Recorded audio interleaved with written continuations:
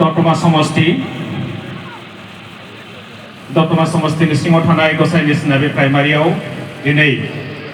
जोंनि बयजोंबो सिनायजाखानाय बयनिबो सिबिजाथाव आरो बयजोंबो अनजाथाव बिटिआरनि चिफ मानगोनां प्रमद बर' बिथाङा दिनै बेयाव नुजाफैबाय आरो दतमा नैबे समस्तिया बयनिख्रुइ बांसिन मानगोनां सन्मान गोनां मर्यादा गोनां मोनसे समस्ति आरो बे समस्तियावनो बिथांखौ नोंथांमोना दिनै बिजाथि महरै मोननो हाबाय। मानगोनां बिथां बे हाबाफारिखौ सामलायबाय थानाय जोंनि दतमा समस्तिनि मानगोनां स्टियरिं कमिटिनि आफादगिरि मानगोनां बिथां इउपिपिएल दोलोनि लाइमोन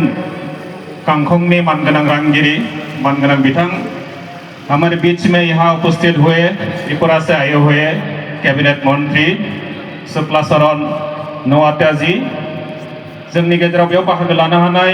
इउपिपिएलनि CWC मेम्बार बिरखां ब्रह्म मानगोनां बिथां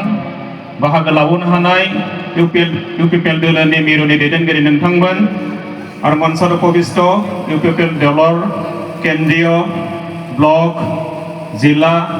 प्राइमारि और बुथ कमिटिर सम्मानित नेतृबृंद सकल बाहागो लानो हानाय मानगोनां रायजो राजा नोंथांमोन खौरांगिरि मानगोनां नोंथांमोन आरो मोनफ्रोमबो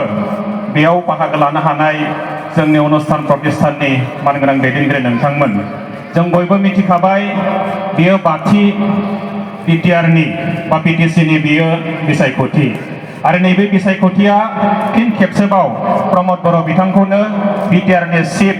जानांगौनि थाखाय जों बयबो नोंथांमोननि खाथियाव फैदों। थांनाय समाव बिथांनि दैदेननायाव बुंनायाव 5 बोसोर जोङो बुङो नाथाय 5 बोसोर बिथांमोना सालायनो मोनाखैमोन। बिथांनि दैदेननाय जि इउपिपिएल सरकार बे 5 बोसोर बेयाव सालायनो मोनाखैमोन। बेयाव माने 3.5 बोसोरल' सालायनो मोनदोंमोन। बिनि जाहोनानो जाबाय कोविड-19 जोंना नैबे कोविड-19 नि थाखाय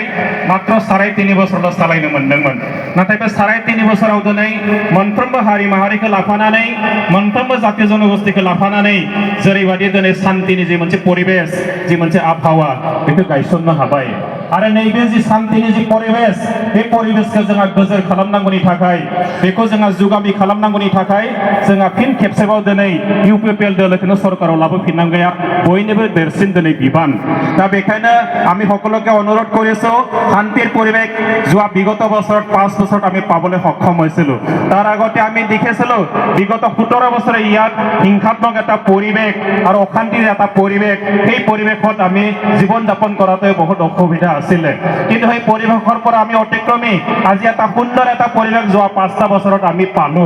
এটা সময় আছিলে আমাৰ ল'ৰা ছোৱালীবিলাকে স্কুললৈ যায় তেখেতসকলে ভালকৈ ঘূৰি আহিবনে নাই সেইটো এটা সন্দেহ হৈছিলে। মোৰ মানুহজনে ব্যৱসায় কৰিবলৈ যায় বজাৰ সমাৰলৈ যায় তাৰ পৰা ঘূৰি আহিবনে নাই সেইটো এটা সন্দেহ আমাৰ আছিলে কিন্তু আজি সেই পৰিৱেশ নাই। গতিকে এনেকুৱা এটা সুন্দৰ এটা পৰিৱেশ শান্তিৰ পৰিৱেশ এই শান্তিৰ পৰিৱেশটো যদি আমি চিৰজীৱনীয়া যদি কৰিব লাগে স্থায়ী যদি কৰিব লাগে আমি সকলোৱে কাম কৰিব লাগিব আৰু পুনৰবাৰ প্ৰমোদ বড়ো চৰকাৰকে আমি এই বিটিআৰ অঞ্চলত আনিব লাগিব। গতিকে শান্তিৰ এটা পৰিৱেশ থাকিলে খেতিয়কসকলে খেতি কৰিবলৈ পাৰিব, ল'ৰা ছোৱালীবিলাকে ছাত্ৰ ছাত্ৰীসকলে ভালকৈ অধ্যয়ন কৰিব পাৰিব, শিক্ষকসকলে ভালকৈ শিক্ষাদান কৰিবলৈ পাৰিব আৰু যিসকল ধৰ্মগুৰু আছে তেখেতসকলেও ভালকৈ ধৰ্ম প্ৰচাৰ কৰিবলৈ পাৰিব। কিন্তু অশান্তি পৰিবেশাव जों बेखौ हानाय नङा। दा बेखायनो जोंनो जि मोनसे शान्तिनि जि परिवेश फैबाय बे परिवेशखौ जों मालाबाबो खोमानो सानाखै। दा बेखायनो प्रमद बर' बिथांनि दैदेननायाव जि फैगौ जोंनि जि 5 बोसोर बे 5 बोसोरावबो जोङो फिन खेबसेबाव बिथांनि दैदेननायनि सरकार जों बेखौनो लुबैदों। नोंथांमोना खाफाल गोनां भाग्य मोजां नोंथांमोना दिनै प्रमद बर' बिथांखौ दिनै चिफ महरै मोनदों। दा बेखायनो बिथांखौ जोंनो चिफ हिसाबै नांगौ। प्रमद बर' बिथांखौ चिफ हिसाबै नांगौ ना रायजो राजानोमोन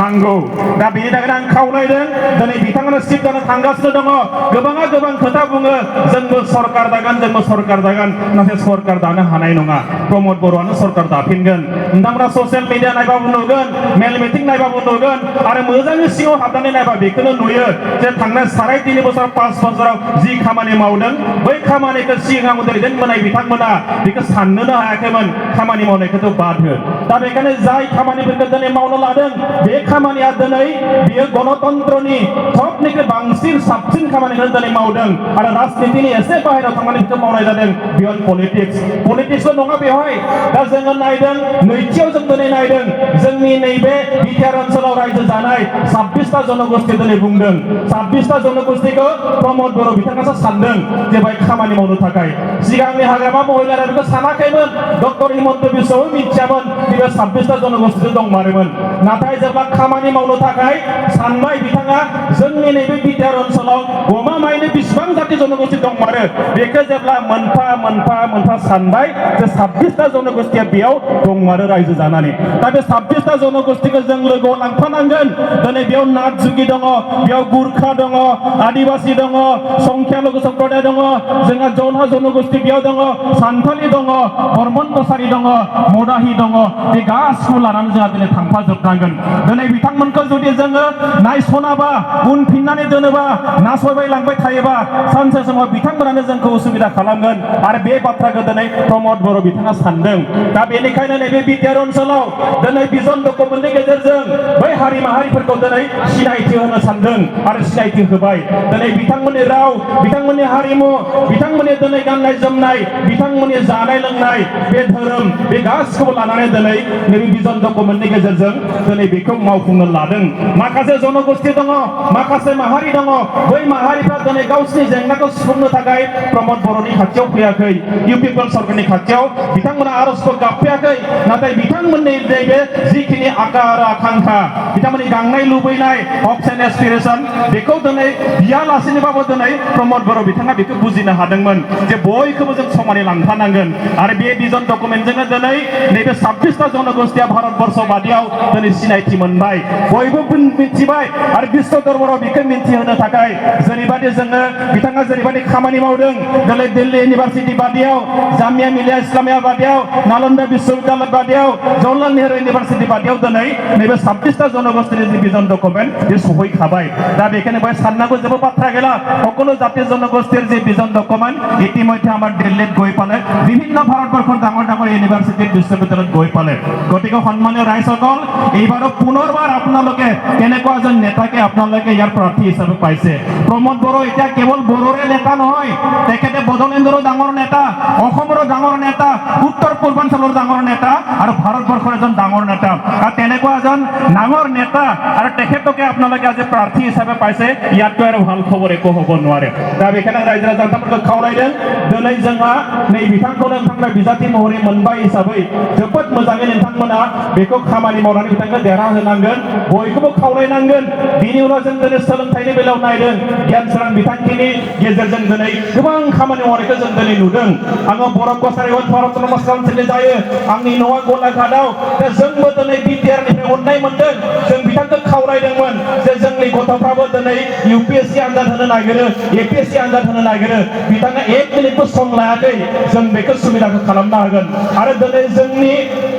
गलाघाटनिफ्रायबो कार्बि आंलंनिफ्रायबो दिनै सनितपुरनिफ्रायबो धेमाजिनिफ्रायबो जोंनि गथ'फ्रा दिनै नोंथांमोननि बिटिआरनि अनसुंथाइनि गेजेरजों जोंना दिल्लीयाव दिनै जोंनि गथ'फ्राबो कचिं लागासिनो दङ इउपिएससिनि थाखाय गुवाहाटीयावबो जोंना एसकेएम हायार एकाडेमियाव कचिं लागासिनो दङ दा बेबादि सुबिदाखौ दिनै प्रमद बर' बिथाङासो साननो हायो गुबुना रावबो साननो हाया दा बेनि थाखायनो दिनै बर'आ दिनै बिटिआरआवल' नङा बिटिआरनि बाहेरायावबो जोंना 22 जिल्लायाव आरोबाव बर' मानसि दङ बै बर' सुबुंफोरखौबो दिनै बिथाङा नाहरगासिनो दङ नोंथांमोननि इउपिपिएल सरकारनि गेजेरजों दा बेनि थाखायनो आं नोंथांमोनखौ गुरैयै खावलायदों दिनै जोंहा सोलोंथाइनि बेलायाव जोंनि फरायसाफ्रा दिनै जिबादि मोनसे आबहावा मोजां सुबिदा मोनदों बे सुबिदाखौ दिनै बर'आल' नङा बर'र লগতে এতিয়া 26টা জনগোষ্ঠীৰ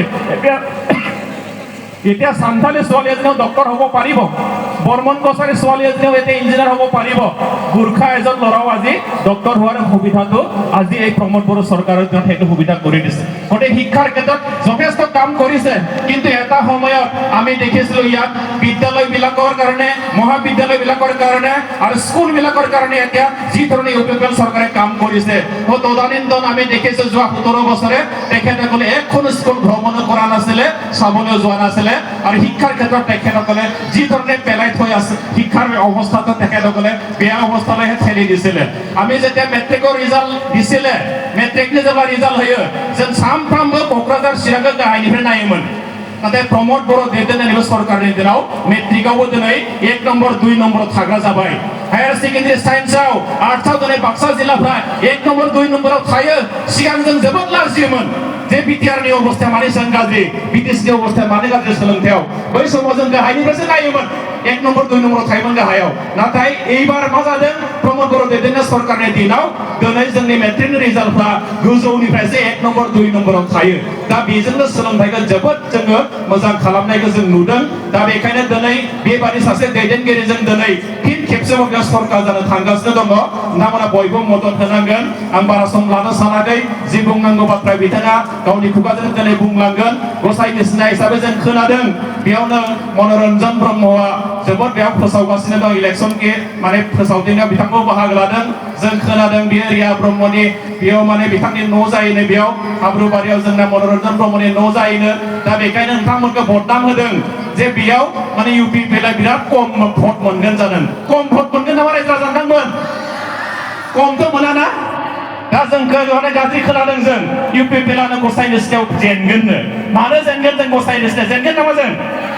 जेना गसाइनि सिनाया जेननांगौ खोथा गैया रामफलबिला देरहाबायब्ला हाब्रुबारिया जुदि देरहाबायब्ला जोंना मिलन बाजारानो जुदि देरहायोबा गुबुनारि थानायावनो जोंना गसाइनि सिनाया बर'निनो ओरैबायदि मैखोम जायगा बेवहाय जेननांगौनि जेबो खोथा गैया दा बेखायनो रायजो राजा नोंथांमोन प्रमद बर'खौ देरहाहोदो फैगौ 22 तारिखआव जोङो मोनसेल' थांखि लादो फुङावनो दुगै लोबै गोथार मोनसे गोसोजों ट्रेक्टरनि सागरियाव भट होनानै प्रमद बर'खौ देरहाहोदो आरो 5 बोसोरनि थाखाय मोजां मोनसे सरकार जों दागोन आरो बै सरकारा मोनफ्रोमबो हारि माहारिखौ लानानै जोङो मोजां मोनसे परिबेसनि गेजेराव जों थांबाय थागोन दा एफा एनै थाखा फैसा जासियोनो जों खोनादों सोरनोबा 5,000 6,000 लानो दरखार गैया पापनिसो फैसा बेयो जोंना बर' मानसिया ट्राइबेल मानसिया मा जायो फैसाखौ खेबसे लाखांबा बेयो हरसे उन्दुनो हानाय नङा प्रमद बर'आबो फैदोंमोन जोंनि नैबे गसाइनि सिनायाव खिन्थु मनरन्जनाबो फैसाखौ होलांबाय दा लाफ्लांबायबो आङो भटखौ होबा पापानो नांसिगोन नामा आंना बिदि सानबाय थागोन हरसे उन्दुलांनाय नङा दा गतिके पापनि फैसाखौ लानोनो दरखार गैया नों जुदि भटखौनो होखालाबा मानो लानांगौ गुबुन गुबुना बुङो फैसाखौ ला भटखौ होनाङा बे मिसा खोथा बियो खेबसे नों फैसाखौ लाखांबा नोंनि गोसोआव सोलायनो हागौ दा बेखायनो बे पापनि फैसाखौ दांनोबो नाङा लानोबो नाङा जोङो दिनै फैसानि थाखाय नङा दिनै जोंनिया उन्दै उन्दै गथ'फोरनि साख्रिनि खोथा दङ उन्दै उन्दै जोंना बे फरायसाफोरखौ जों सुबुंनो दानो नांगौ आरो जोंनि आइजोफोरनि दिनै सेल्फ हेल्प ग्रुपनि गेजेरजों जोंनि दिनै मा दङ माइनाव सोरांनि गेजेरजों जिखिनि सुबिदा दङ मोजां मोजां जोंहा बे सुबिदाफोरखौ लानांगौ दिनै दा बेनि थाखायनो लाइमोनफोरनि थाखाय साननांगोन जोंना बैसोगोराफोरनि थाखाय साननांगोन आरो फरायसाफोरनि थाखाय जोंना साननांगोन गतिके जोंनो मोजां मोनसे थासारिसो नांगौ दा बेखिनिखौनो खावलायबाय गसाइनि सिनायाबो जोङो गुबुन बादिनो बै बनागारिफोर बादि सेरफांगुरिफोर बादि रामफलफोर बादि जोङो गोबां भट होनानै प्रमद बर' बिथांखौ देरहाहोगोन आं बेखिनिखौ आसा थिबाय दा जोबथारनायाव नोंथांमोन बयनिसिमबो खेबसेयावनो आंनि मोजां मोननाय आरो सिबिनायखौ आं बावहरनानै आंनि बिबुंथिखौ फोजोबबाय गोजोन्थों धन्यबाद थेंक इउ